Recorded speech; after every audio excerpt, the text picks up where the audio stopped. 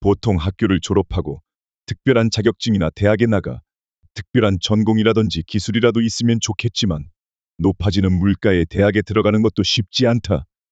또한 내가 무언가 되고 싶은 것이 있어서 그것에 대해 깊이 파고들지 않는 이상 대부분 공부에는 뒷전이 되는 것이 사실이다. 단순히 의무 교육이기 때문에 다니는 것일 뿐. 학교에서 배움도 사실 현실의 상황 속에 도움이 되는 게 사실상 없다. 이것이 돈 없는 서민들의 삶이 되겠으나 그 현실을 바꾸는 것도 쉽지 않은 게 사실이다. 하지만 난 서민의 삶이 꼭 버겁기만 하다고 낙담하는 성격도 아닌지라 단순히 서민의 삶 속에서 나 혼자 힘들다고 생각하지 말라고 말하고 싶다. 무튼 서민의 삶은 누구나 겪는 일상이나 마찬가지다. 다만 세상을 먼저 알아간 어른으로서 돈을 모으는 당신들에게 도움을 조금이나마 주고자 한다. 우선 내가 결혼을 하고 싶다. 라는 생각을 가진 자가 있다면 적어도 맞벌이를 하기 전에 1억이라는 금액이라도 있어야 한다는 것을 알아둬라. 1억이라는 금액이 큰 액수라서가 아니라 1억이라는 금액에 내 성실도를 나타낸다. 첫 사회에 나와서 월 300만 원 이상의 월급을 받아도 돈을 모으는 습관을 들이질 않으면 월급이 많던 적던 아무것도 아니라는 점을 상기해야 한다. 그리고 절약할 줄 알아야 내가 결혼을 할 상대와의 신뢰와 애정은 오래가는 법이다. 무튼 그 정도의 돈을 모으려면 적어도 30살은 되어야 하니 당장 상대가 없다고 한들 그냥 모아라. 그래야 적어도 무시는 당하지 않는다. 난 이러지 않았기 때문에 지금 많이 후회하고 있다. 당신들은 후회하지 않길 바란다.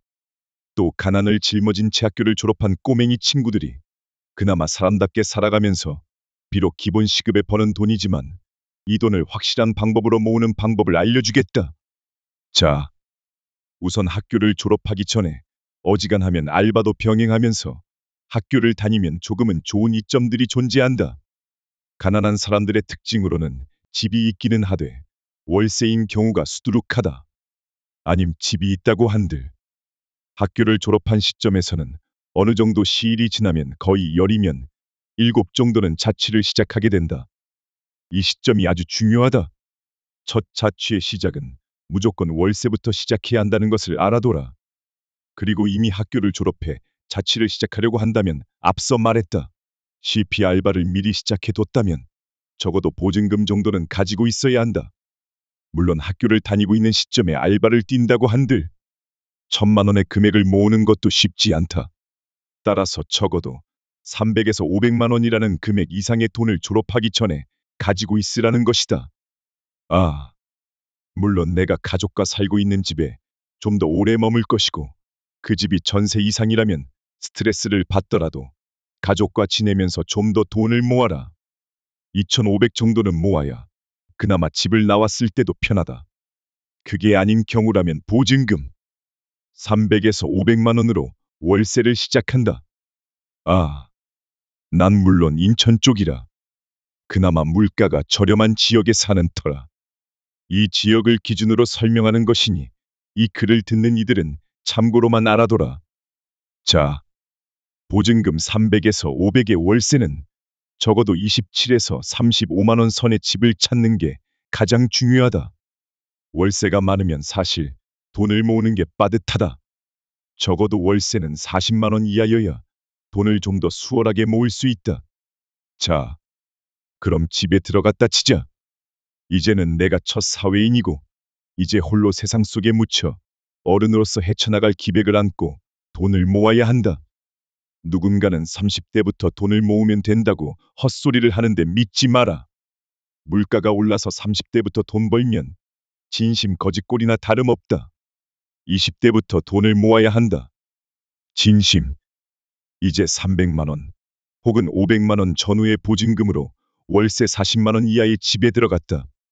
이 시점에 현재의 최저시급으로 월 200만 원의 월급을 받을 것이다.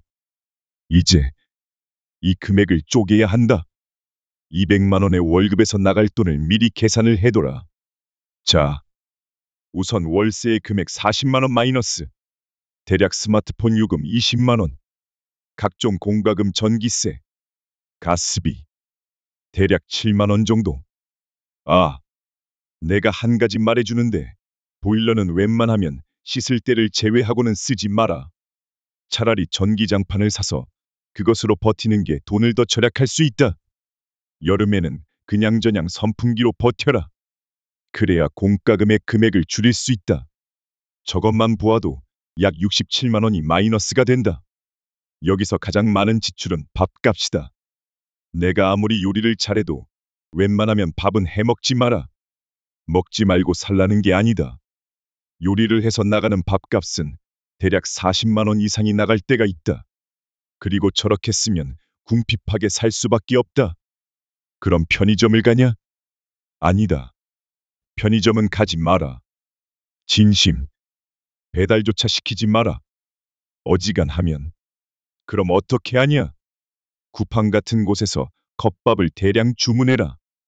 난 운동을 하는 터라 밥을 많이 먹는 편이다.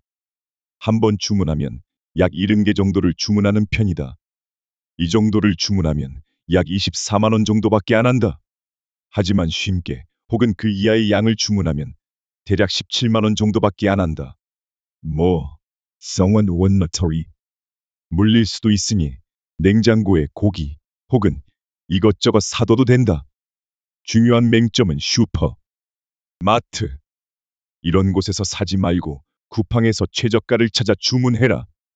자고로 빌라 같은 곳이 월세를 많이 지원하는데 빌라에 택배 싸여도 가져가는 사람 없으니 집 앞에 놓고 가달라고 메모를 넣으면 알아서 놓고 가주니 어지간하면 쿠팡에서만 구입하도록 한다.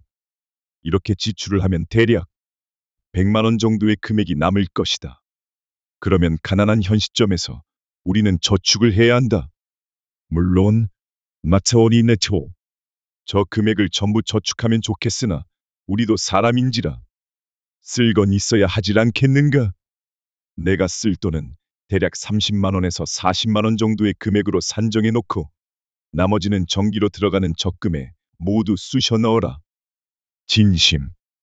이래야 나중에 월세에서 전세로 들어가는 자금에 모인다.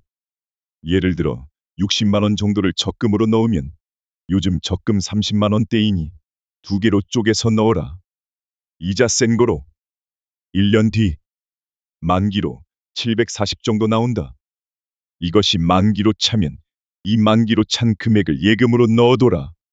핵심. 790. 이 돈은 쓰는 돈이 아님을 명심해라. 대략 이런 식으로 5년 정도를 진짜 쥐 죽은 듯이 일하고 벌어라. 25살 정도에 원룸 전세라도 들어갈 수 있다.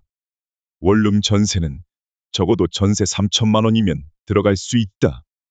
이렇게 들어가면 그동안 지출된 월세의 금액을 줄이고 그 돈으로 적금을 더 들어가 비로소 1년에 1천만 원 정도를 모을 수 있는 기반이 생긴다. 이런 식으로 삶을 영위해야 가난한 당신들이나 나와 같은 처지의 서민들이 살 수 있는 길이 열린다. 그리고 명심할 것은 편의점은 가지 마라. 밥은 단순히 먹으면 없어지는 것이다. 맛있는 거 먹고 싶다고 편의점 자주 가면 원래 들어갈 밥값에서 20만 원 추가된다. 우리같이 가난한 서민은 밥은 배부른 정도에서 그쳐야 한다. 배달시키지 마라. 편의점에서 파는 음식보다 약 1.5배 더 비싸다. 난 저 습관 못 고쳐서 1년간 돈 못 모았던 적도 있었다. 어지간하면 밥값은 컵밥.